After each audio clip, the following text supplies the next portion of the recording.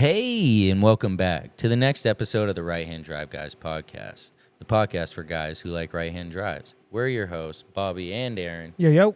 And welcome to episode 107. And so we got another guest this week. Who is it? It is Spill the Josh beans. from RevHard. Yeah, and so I've been to Japan twice with Josh, and as you know, most everybody knows, it's kind of like one of those things. You meet through the cars, you kind of, bond through the cars, and then now he's on the show. Right. Yeah, and not for nothing. He's got his own dealership in Colorado. He's been to Japan, so he definitely has some relevant things to talk about. Yeah. Oh, yeah. And he gave me a little sneak peek that he's going to educate us on some car crypto. Car crypto. All right, let's get into it. Interesting. Episode 107, Josh from RevHard. All right, and we're back with Josh from RevHard. What up, Josh? What up? Thanks for having me out today. Yeah, man. I knew, after our little conversation in front of Up Garage in Japan last month, and we were just kind of, chopping it up, I was like, yeah, we got to have him on here a little sooner than later, because you've been on the list, but that conversation just flowed so well. I'm like, yeah, this is going to work out great. Well, thanks for having me. I'm happy to share the old stories and the new stories, and I've been doing it for quite a while now. Yeah, so, obviously I've been to Japan with you twice. Aaron hasn't had the pleasure of meeting you yet. Not yet. Soon, I hope. Yeah, Josh, hey, this is Aaron. Aaron, nice to meet you. Nice to meet you I've too, seen bud. plenty of you. Nice to finally talk to you. Oh, yeah. And so, let's kind of give the listeners a quick little peek into who you are, what you do, and kind of how it all got started. Well, like a lot of people who ended up in this space, I always joke around that there's two major ways into the right-hand drive life, and one of them is action sports, skateboarding, rollerblading, BMX, and the other one, military, obviously. I was going to school, graduated in 99, so I would have been in high school 95 to 99. And I was a rollerblader back then, sliding on handrails and curbs and skating. And, Nice. As I was skating, I started having friends that got their licenses, and they started showing up at CRXs and EF hatchbacks and, the Bubble 92, 95 Civic. Oh, yeah, And, the glory days. I was like, what is this about? And there was a shop here called Import Sports way back in the day, and kind of fell in love with that. And, when I got my first car, it was a hand-me-down 1985 Pontiac Grand Am. Oh, the yak. Dang. Yeah. And I remember learning Photoshop, and one of the first things I did in Photoshop was throw some D's on that. That's so funny. But so as I got into the Hondas, I bought an EF hatchback. It was black. It was minty. It was an SI, one of those quintessential grandma-owned it cars. Nice. Took the it out to square Import body. Sport. Got some stickers on it.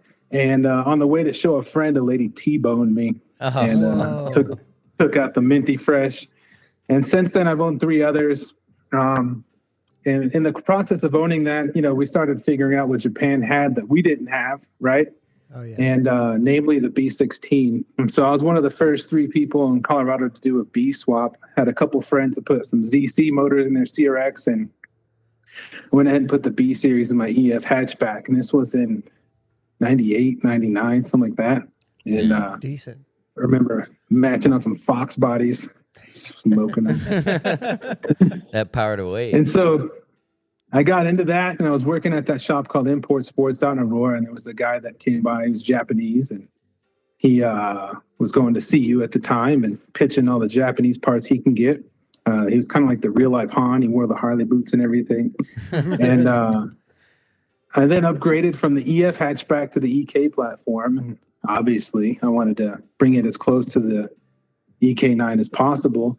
And this gentleman was giving me the parts. And so I got the smoked out headlights, the shift boot with the red stitching. Nice. And then in that process, the entrepreneurial side of me kicked on, like, wait a minute, if I can get these, I can sell that shit. And so essentially I formed a good relationship with him. He ended up getting me the parts manual book. It was like this thick before the internet started. Oh, wow. Every part of a DC2, every single part of a EK9. And this was like the factory manual what the techs would use. So I had the badge number, part number. I had the cams, part number, every nut, bolt, and screw in there. Damn, And that's so, crazy because that's way before. Like now, it's like, well, I mean, obviously there was forums, but now and then Craigslist, but now there's the Facebook Marketplace and, some of these other outlets. That's wild because a lot of people listening never had to look through a parts manual. Yeah, and back then, I'll get into it, but like you couldn't just hop on Kruber or Up Garage or holler at Jesse Streeter. There was none of that, right? And so essentially what I did was I got all the import magazines, Import Tuner. I forget all the names now. I used to go to Safeway and just sit there and read that shit until I got my subscription. And I used to grab those magazines, and I knew it was like me and a guy in Seattle and a couple other guys who can get these parts. And so I just started calling everybody in the magazines. I was like, hey, where do you get your Civic Type R cams from? I could beat your price. And I just started slinging mad stuff. There was a company down in Arizona that claimed to be the largest JDM importer, and I knew they were foolish because no. And so I went down there and I pitched them, and I sold them like $60,000 of parts in one day. Got them competitive in the market. I'm talking like everything from Civic Type R cams to a throttle body for a H22, like all kinds of stuff. Nice, yeah. And so that's when I caught the bug. And for my performance in doing that, the Japanese guy invited me out to Tokyo Auto Salon. And so I got to go to Tokyo Auto Salon. My first trip to Japan was in 2001, I believe, right after 9/11 hit. You were in the 01 Auto Salon? Yeah, so right at the pinnacle of this stuff, right? I got to see. So on that last trip, I think you were with us, we got to see that Mines R34 at the Mines shop, right? Mm-hmm. I got to see that car when it was brand new on display at Tokyo Auto Salon. So like that was a full circle moment for me. HKS booth, there was a bunch of S chassis with some cool drifter stuff on it. And during that trip, I got picked up from the airport in an R32 with 1,000 horsepower. Had two big fuel pumps in the trunk, right? And so it was me and like, I don't know if you guys ever been in the backseat of a 32. It's not very spacious. No. And it was me and three other guys my size cruising around Japan. We got the diff fluid flush like 4 times when we were there. And some experiences that I'll cherish forever that I didn't even realize what happened until I was older and can appreciate it. But he was friends with this guy who was a tomato farmer. And, you've been to Japan. Everyone has like the same 600 square feet. Doesn't matter if you have a Bugatti or a Fit. Yeah. You're rocking 600 feet, right? And so this guy had like a house, like what we'd see as a modern house. And it wasn't the K5, but the 90s Blazer just after that, the boxy joint. He had one of those that was lifted and on big wheels. And we went up in the hills drifting. And the roads we were on were barely wide enough to accommodate this guy's vehicle. And we pulled off to the side, and these guys were coming like 6, 7 deep. It's like 1 a.m. And on the way home from that, we went in that tunnel by Umiatari where everyone goes. And we get in there, and he goes, "This is the tunnel where everyone hits 300. Should we do it?" And I'm like, "Yeah, we fucking should do that." Should we do it? So I got to live like that Smokey Nagata moment, and the speedometer looked like a tack. The lights in the tunnel turned into a solid beam. We went from 0 to 300 so fast. I think we topped out at like 320 kilometers an hour. Yeah, and that's legendary. So seeing that, drifting, cruising through there, experiencing Japan. I got to meet the president of Spoon Sports. I was selling his parts. So, like back then when I was in Japan, it was like me and 4 other white guys. It wasn't so gaijin as it is today. You went to Daikaku, you were like the only white guy there. And now, you go to Daikaku, it looks like a meeting at the UN. Yeah, and for sure. That's it's pretty wild to see. So I had some really early roots, I was always fascinated, but we have, and I think like one of the cool things was I've always been into like the JZX 100 Chaser. And while we were there, I got to go to a Toyota dealership, and still to this day, I have a brand new like dealer brochure with a nice shiny red Chaser on it that I got from Japan. From the actual dealer, that's legit. Yeah, so that experience kind of like left a mark on me, right? I mean, obviously you've been to Japan, and it kind of changes you as a person. And I remember back then my favorite was the ramen and these little holes you go downstairs into. And going to Japan the first time with a Japanese native is like, a game changer, right? Oh, I And bet. so, yeah, so I got to do all that. And then here in the United States, they came out with something called OBD2. And the '04 Civic was ugly, and the interest kind of tanked for a while there, right? No, So for I went sure. into technology. I'm in web development. I grew up on computers. So my first computer was a 386, and then it went 486, and then Pentiums, and then Pentium with a turbo button up into what we have now. So my first computer didn't even have Windows on it. We're still dealing with like AOL disks before that. And so I grew up with computers. Every time I was with a bunch of companies, they were trying to be the next Mark Zuckerberg and develop apps and get Series A funding and all this stuff. And I looked at that world. It was pretty cutthroat. There was a guy here in town. He started a company called eBags, grew really big. He forgot to join the board meeting one time when he was going to the restroom, and they voted him off the board of his own company. Holy And I was moly. like, man, yeah, could you imagine? Like, that dude told me crying years later, right? And so I learned digital marketing, and then '08 happened. And in '08, I was doing a bunch of high-level business stuff. And when that happened, everyone kind of went down a notch, and people who were executives took a job down. And the company that I was involved with found out the partner company was a Ponzi scheme. The SEC had shut it down. So in the middle of a crashing economy, everything's going crazy. So I went to work at a dealership called Groove Ford, sold cars for a couple of years, worked my way up. Then I became director of marketing at another broker. So I have 10 years of actual car dealership experience, from selling cars, the finance office, the service side, used car manager, like actual intimate business operations of a car dealership.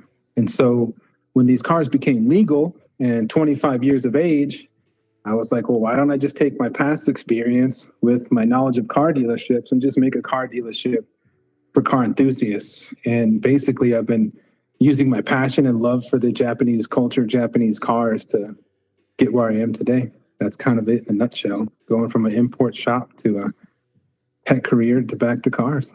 Yeah, that's dope, man. I mean, it seems like even though you spent some time just maybe in the corporate world unhappy, I'm sure some of those things contributed to the skills that allowed you to, become successful in RevHard. Yeah, because as a rule of thumb, right now, JDM stuff has been pretty trendy. And so what we're seeing is a lot of people who are flipping Jordans selling cars now because it's popular. Yeah, right? Makes sense. There's very few people who have business operations knowledge of how a used car manager works and how to acquire financing. And that's what I wanted to do, is just give that knowledge of the actual car business and then give that to the community, right? So for example, in going back to what we were talking about earlier, my first trip to Japan, I was stuffing suitcases, right? Like, you can't get this stuff. And then in 2018, I went with a partner of mine, and I started stuffing suitcases again out of habit. And he's like, look, man, you got the internet now. You can just, order the shit. You don't have to order it. And so, that process never left me. And, the passion for what I have, like you said, I just combined both those worlds together. So I'm not jaded. Like, every car that I bring in, there's 5 more that come in. It's a very do-it-yourself community, right? I'm here to support the community. I'm not here to be the king of the hill. And so what I'll do is offer VIN inspections for people. So when you get your Japanese export cert and you have to go through the daunting task of changing that into a U.S. title, I even help people with that process, even if you don't buy a car from me. And so, we're a part of the community. I try to do a lot of community events. When I was growing up, my dad was into the Harley scene. Like, my mom and dad drove to Sturgis on their own bikes. Wow. People now trailer, but my mom rode a Harley to Sturgis, bro. So that's legit. In the biker world, they used to do these things called poker runs, where they would just ride to a bar, get a card, ride to 5 different bars, and at the 5th bar, who had the best hand win. So I've done a right-hand drive version of that, where we drove to different spots, got a card. You met That's Jay legit. at this last trip. And so we've done some cruises, some meets. I just try to be involved in the community. I do this for the community. And that's kind of what fuels me. It's just the passion that it's crazy what friendships you can develop off just owning the same car, right? Yeah, that's always kind of blown my mind how a common interest can create almost like a brotherhood through just, loving the same thing, as you said. Yeah, so all the Colorado guys that you met, pretty much I just became friends with them all just because we owned Skylines, right? And then, over the last 2 trips, these are some lifelong bonds and some people you wouldn't normally associate with, right? Like old man Steve. Yeah, I Stephen love that guy. Kirby. Yeah, Yeah, right. like But we wouldn't. like coolest dudes, you know? Yeah, totally. Like the trip wouldn't have happened last time if it wasn't for Steve. So like you never know who you're gonna meet, and that's why I just try to keep it love and try to keep it 100. I don't really have this desire to be king of the hill. And the other thing that I do is just help people out, right? These are 25-year-old shit boxes, shit breaks. And so, if I didn't take care of as much as I could, obviously I would make a lot more money, but that's just what fuels me, is just to be that support for the community, find parts, find resources. Like I said, everyone's pretty autonomous now. And so I just try to do what I can where I can. Yeah, and I think that's, probably in part how you became successful is because instead of wanting to be above the community, you're within the community. Yeah, there are definitely people who are making money off of the community. And then there's people who are the community. And that's kind of who I try to tend to support. Like I said, there's a lot of people who used to flip Jordans just trying to sell cars now. There's a lot of, when I started in 2018 doing this, there was not very many people doing it. There was still some mystery and lure to it, right? And so I don't know if you guys are familiar with like stock curves, but they kind of go up and then they peak and then they drop and then they kind of bounce a little bit. So like in 2014, 15, they just started becoming legal. It was like the early adopter bell curve, right? And then 2018, when I got in, I'm still selling 89 and 90s. Every year there's a new model year coming out, right? Yeah, that must have been sick. Yeah, so it's like all these new things coming out. And then in 2020, pretty much anyone who wanted an R34 had purchased them and kind of stored them at that point. So like the cryptocurrency was in full bull market at the time. People were putting like $1,000 into a coin, turned it into 50, and I was the first person they called. And I was just selling cars every other day. And then after 2020 hit, we kind of saw a little bit of a decline. And when I first started, an R32 landed was like 18 to 20 grand. So I'd have like a kid Subaru, like, I want to trade this for that. And I'm like, bro, no. I had to tell a lot of people, like, you can't just daily an R32 and get to work, bro. It's just not going to work out for you unless you spend 20, right? And so it's interesting to see that going. And then now I think where we're at is it's definitely matured to a collector market, right? In 2020, it was like, I want a Toyota Crown or anything right-hand drive. And now it's, I want a Series 3 R33 with the xenon headlights and the red stitching and this many kilometers, preferably a V-spec, right? And so we're definitely reaching that maturation point of the collector market. A lot of people are kind of priced out of it at this point. And so that's kind of where it's headed, I think. And I think Aaron had a good point or question about the current state of the market. Yeah. How do you feel about the current state of the market, and how is RevHard adjusting to the times? So during COVID, when I saw a post in one of those groups the other day saying that anyone who grew during COVID is regretting it now, and I definitely did that. And so, I went from my small shop a year now, I went to like a 10,000 square foot warehouse. We had like 50 cars. And what happened was in this last administration, the interest rates went through the roof. Most of my market is helping people finance a car, right? I do probably 50% importing a vehicle. And so I think the popularity's cooled off a little bit. It's going more niche and specialized. It's becoming more of a collector market. And then I see kind of 2 diverging points at this point. There's going to be, people looking for their hero cars still, right? So I sell a lot of like Evo 5s and 6s. S15s are obviously in the mix right now. R33s are gaining in popularity. And, as the cars get more expensive, people get more particular. We're going to be doing a lot more like resto type of cars, taking a car and bring it into a really good quality shape and sell that. And then the other divergent that I see is, when I was younger, we had a program here called Cash for Clunkers. I don't know if you guys remember that. Yeah. Oh yeah. And Cash for Clunkers took a lot of cars off of the market that were just lower mileage, good used cars. Yeah. And there's a lot of good daily driver cars in Japan. The other day I did a VIN inspection for his a Zuzu. I might be pronouncing this wrong. It's AKRA Akira, but it's just essentially an Accord, right? It looks like an Accord SIR with the like slanty headlights. It had a Honda motor in it. Mm-hmm. The car only had 40,000 miles on it, and it was like $5,000 landed.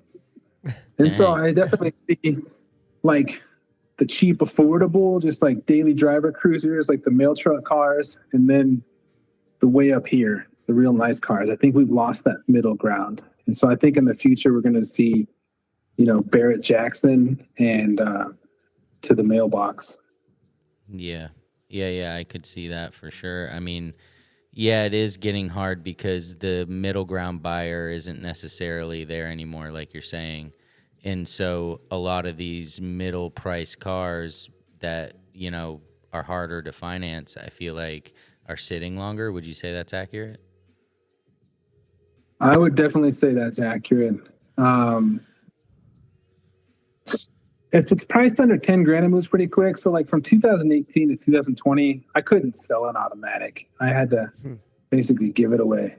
Damn. And just recently on consignment, we had a Toyota Glanza, which is like an iteration of the Starlet, little 1.3 liter turbo, automatic, had a nice kit on it, had cool exhaust on it, had the look and the eye pop. That thing didn't last but a week and a half. And so there's definitely still some price point buyers out there. Almost every Toyota Celsior that we get in moves pretty quickly. So there's still some good like mid-price cars. On consignment right now on a trailer on the way here from Florida, I have two R33s and a Toyota Aristo, the early gen. And so there's a lot of motor buyers still out there. Yeah. They still move, but it's slowed down a lot. So when I moved from here to the other spot, on a bad month, just with not very much advertising, we'd sell 10 or 15 cars. And then when we went to the new spot, it kind of ramped up, and then it kind of just dropped down to like 5 or 6. And then, some months we sell a lot, some months we don't sell anything.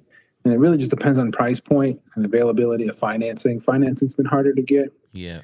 But I'm super excited right now. I don't know if you guys are into digital currency at all, but the cryptocurrency bull run is in full effect, and I expect to see some uptick in purchases from that. It's just the Wild West, this stuff. Have you guys ever heard of that squirrel that died in New York where they attacked that pet squirrel, Peanut? Yeah.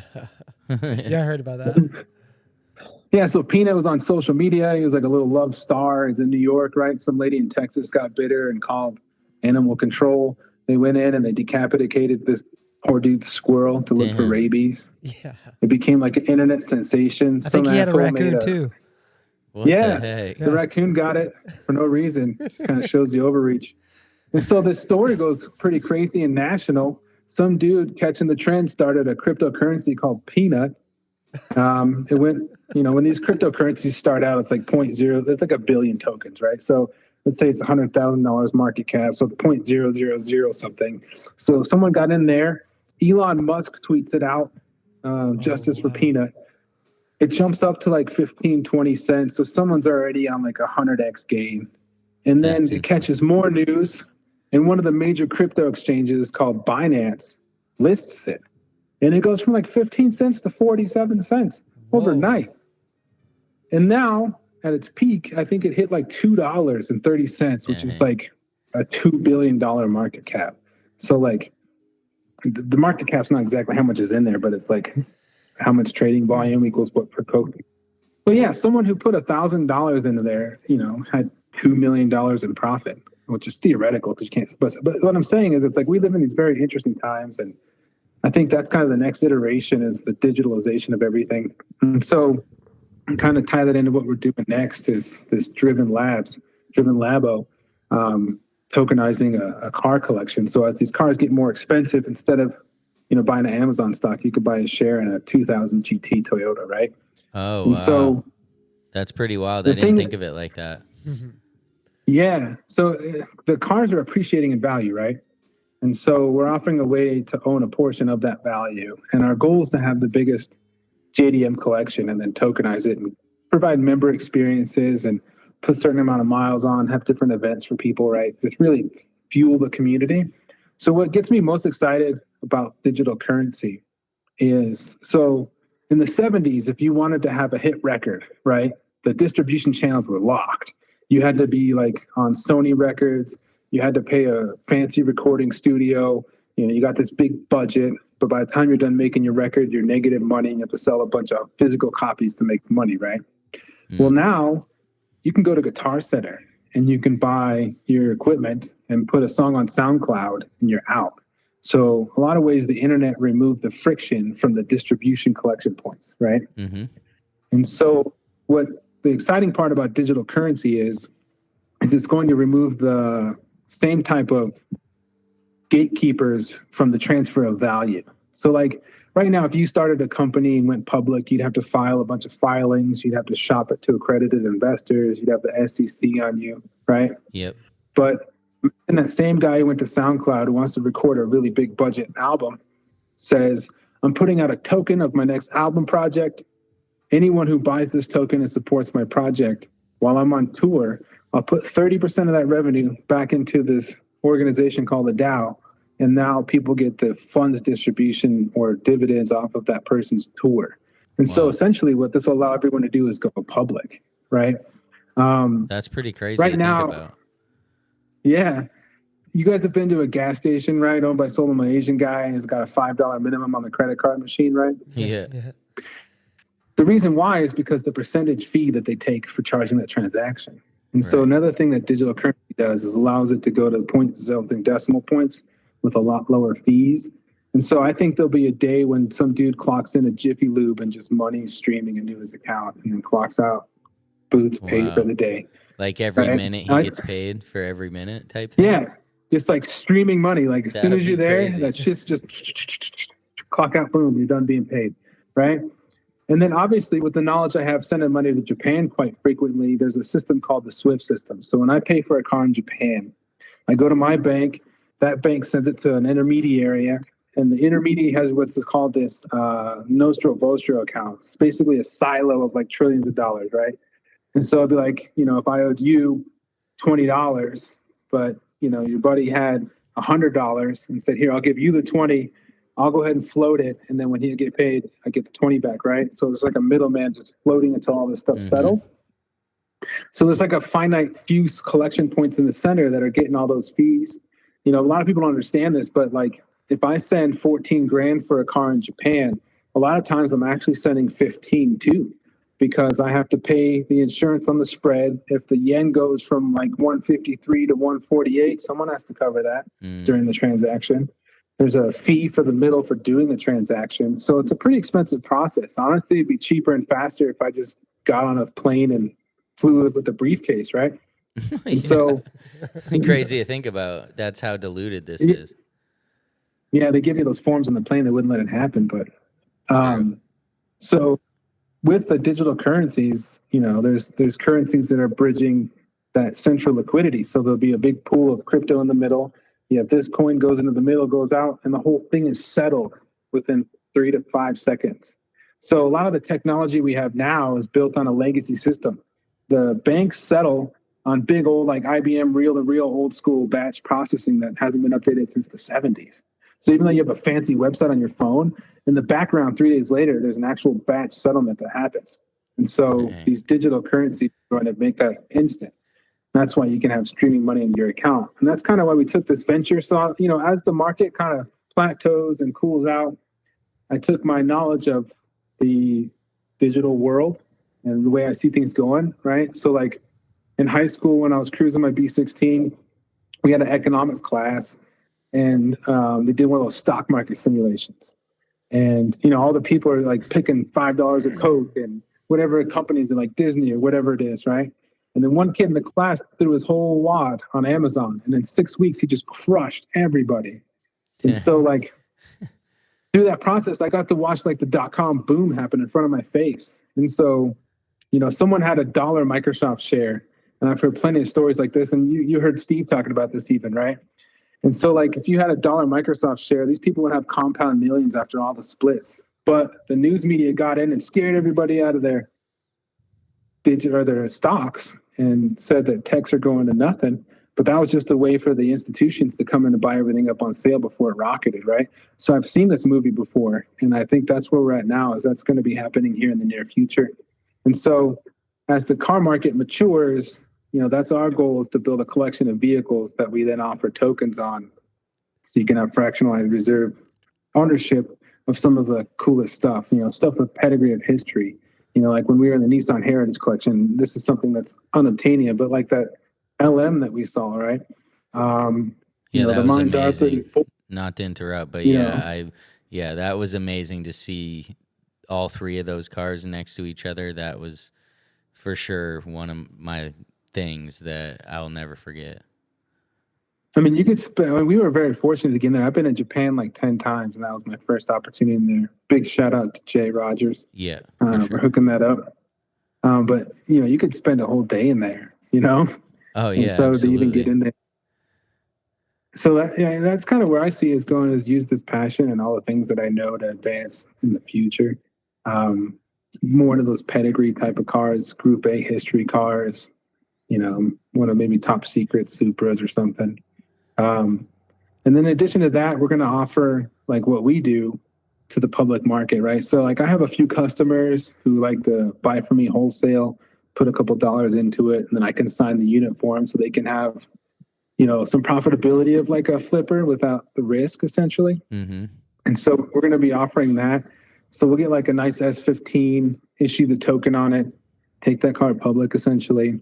Everyone pulls their money on it, and then based on owning our token called the Buster token, which is kind of like Fast and Furious thing. Yeah, that's sick. Nice. Yeah, so like the model of it is Buster from Buster to Legend, right? And so we have some like fun plays on it, kind of like the meme community, but it's more of a governance token. So there's like voting rights with it.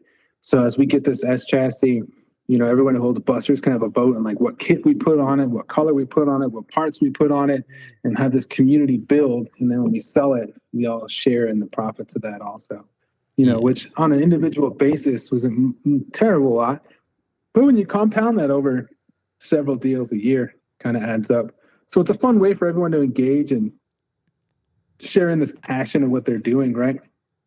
Yeah, I think that's a cool concept, and I could definitely see it working. It's almost like crowdfunding, but you actually get the return afterwards instead of just getting like a calendar with the car on it or something, I mean, yeah, like when you do a Kickstarter, you get like a prize, right? Yeah, It's just like a Kickstarter with ownership. Yeah, and I feel like,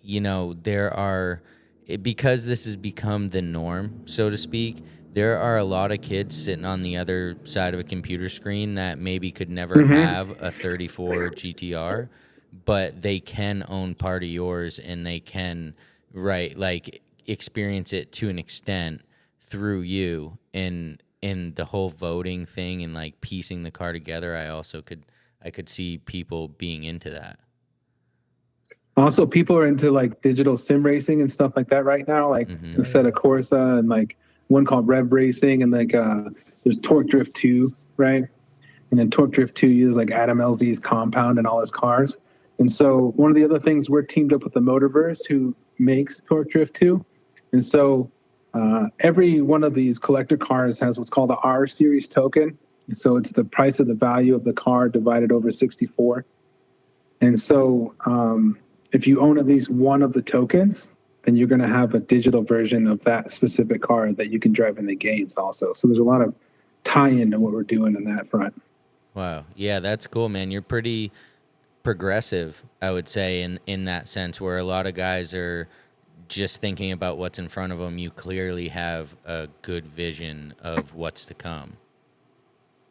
Yeah, and thank you. I appreciate that. And like another analogy I'll just give you real quick is, if you buy an R32 now and you put 40 grand into it, some nice turbos, refresh the whole motor, put some fancy parts, when you go to sell that car, you're never going to get that money back, right? Yeah. And so in the digital games, let's say you're in Rev Racing and you spend hours and hours and hours building this car like we used to do back in the day on Gran Turismo, right? Now, imagine completing all those races in Gran Turismo, spending all those hours building those parts, but now that car in that game has intrinsic value. through the tokenization, you can now sell that for what it's worth. People are going to buy that. And so all those hours that you spend in the video game can now have a tangible reality value. Then you can flip that in the market just like you would in a car here.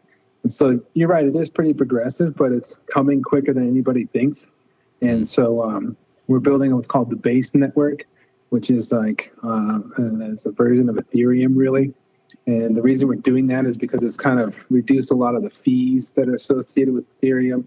And then it's very native to the Coinbase app. And so like right now, if you were to buy the Buster token, you'd have to be familiar with something called Uniswap, or you'd have to buy Ether, you'd have to wrap it in Base, you'd have to have a digital contract address to go into something like Uniswap and swap it and put it in a Web3 wallet. Right? There's a lot of knowledge. Yeah, dude, you just went right over my head. I'm like, oh my gosh. But check this out. Yeah. Everyone's been to Coinbase and could put a credit card in, right? And so our native app that'll be out pretty soon will run on that. And so you can just go into the native app, put your credit card in, buy some tokens. It'll have like all of the menu items there. So it'll have all the news and updates, our live newsletters, the content that we make. And then you'll be able to have voting rights in the app and do all this engagement right in the app.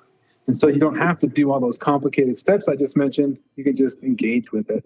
And I kind of think that's where the future is. So we're trying to take this abstract concept of what people think.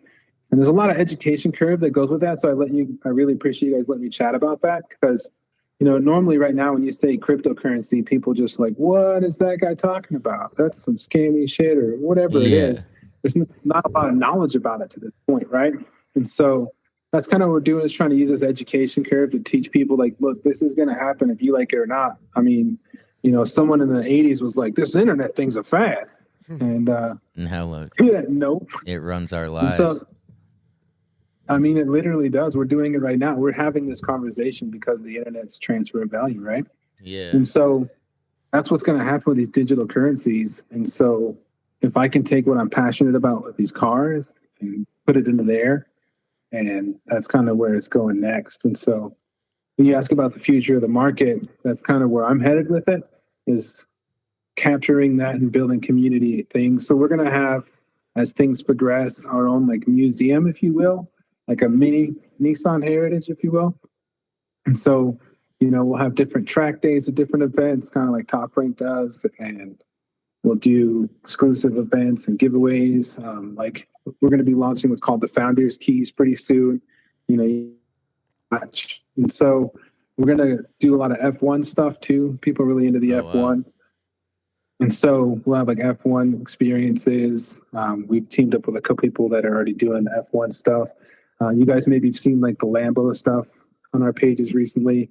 Motorverse was launching a specific set of their Lambos. And so there's a lot of trial and error that gets to this.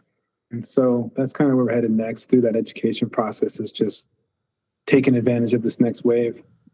Yeah, that's definitely smart. I haven't seen probably enough people putting effort into that. And we appreciate the education for sure. Absolutely. We'll be keeping an eye out for it because, I mean, I will fully admit I don't know anything about crypto. I'm too busy with my business and family, and I haven't made time for it. However, just hearing you talk about being able to mesh your passion in with it, I think that's huge, as opposed to just going after it because it's cool or because it can make you money. Actually approaching it from a perspective of somebody who cares about something, that's pretty cool. That kind of sparked my interest for sure. Yeah, absolutely. Yeah, because right now the people who trade meme coins are called degens, right? Short for degenerate gambler.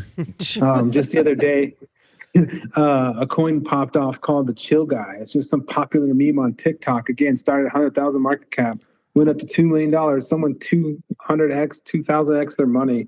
And so like when people see that, it's just kind of kitschy, right? Like it's not sustainable.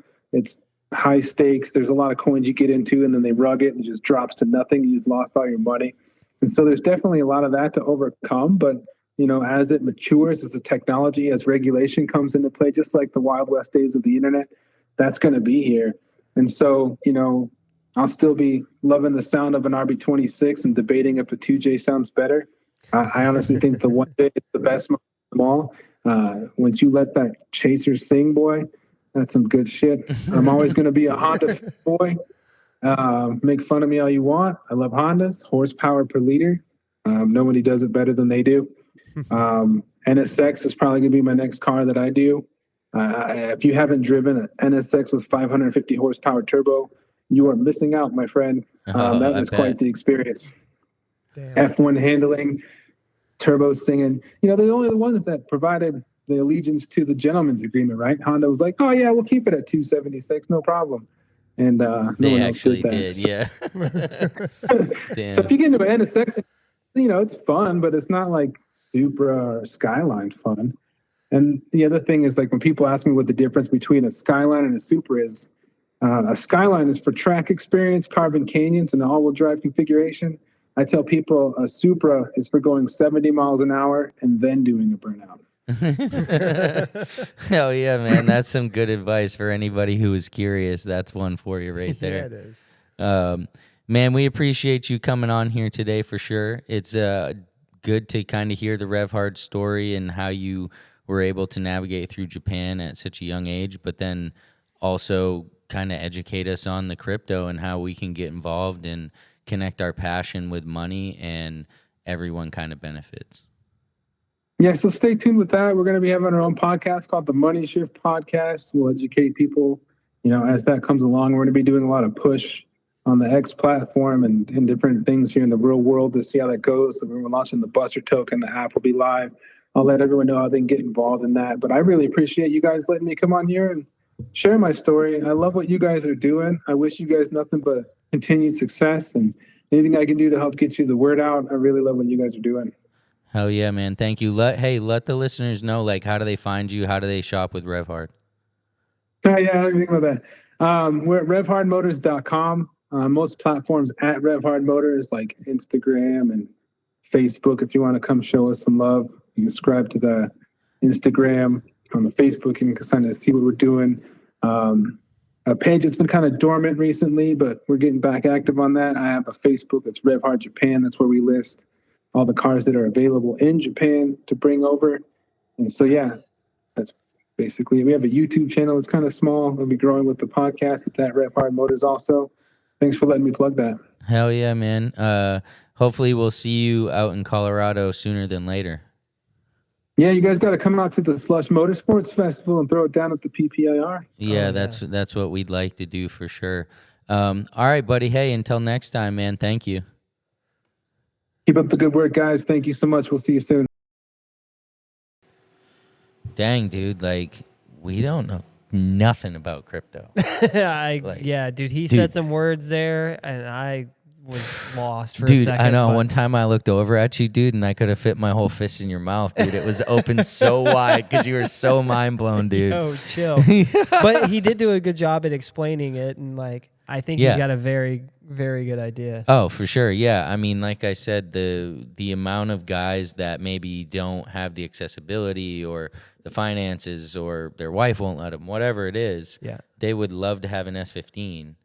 They can't have one. So would they throw down, I have no clue, let's just say $47 to own a piece of an S15 that they get to vote on what parts go on it and what color it is? It'd be cool. Hell yeah, I think that they would do that. And when he said that, he said a lot of other things about crypto, but, my ADHD brain like peaked at that part where you can vote and actually have a say on the car. And then when he sells the car, you maybe get $68 back, whatever it is, right? Like, so there's like the reward in it too. You're not just paying $47 this one-time fee. Right. You actually, when the car sells, get a return on it. It's pretty sick. Yeah, I think that is pretty sick. So, keep an eye on Josh for sure. If you're into this type of thing, especially. I wasn't before this episode, but now, like I said, it kind of piqued my curiosity. Yeah. I'm going to look into it a little bit more. Hell yeah. So, of course, you can always find us at RHDGUIS on most platforms, Instagram, YouTube, all the good stuff. And then if you're interested in the merch, Christmas is coming up. Tell your old lady, hey, I want that right-hand drive guy swag. And we're going to have a special discount for you coming next episode. Nice. So make sure you listen along. And as always, I'm Bobby. This is Aaron. See ya. Peace.